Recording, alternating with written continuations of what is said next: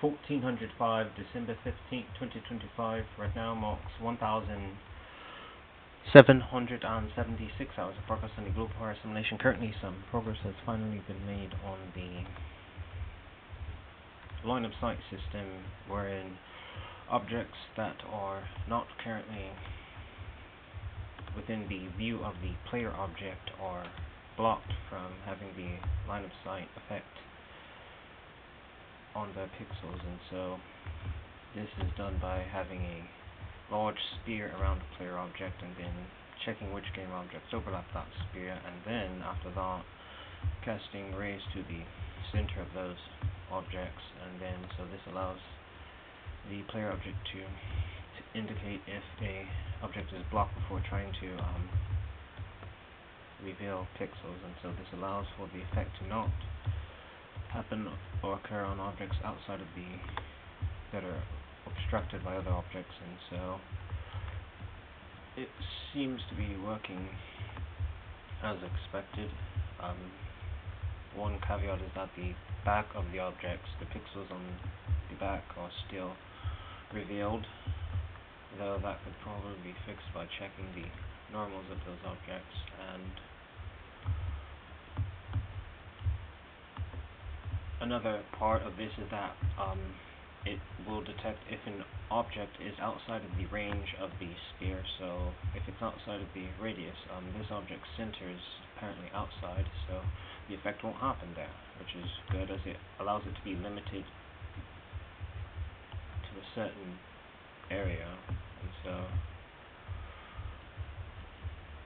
it checks if objects have been revealed each frame, and then once the player is outside of a certain distance, then they can no longer be affected. And so the intention going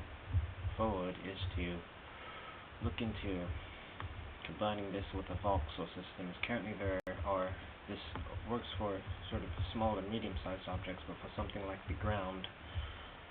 plane, it's always being detected, so a viable solution there would probably be to have cells around that, and then instead of casting to the objects themselves, cast to the cells, and then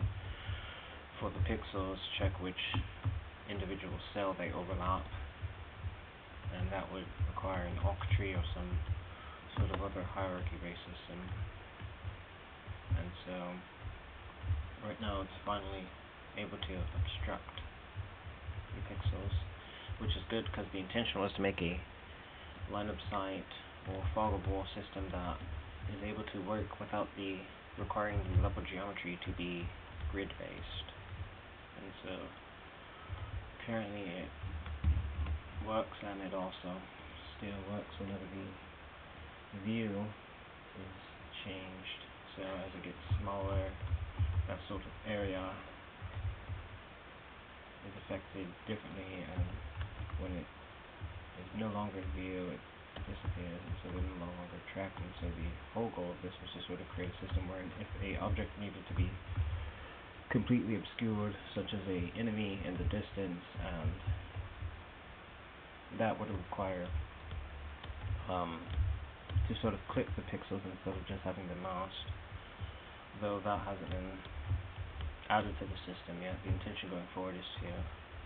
try and look at ways to sort of optimize it.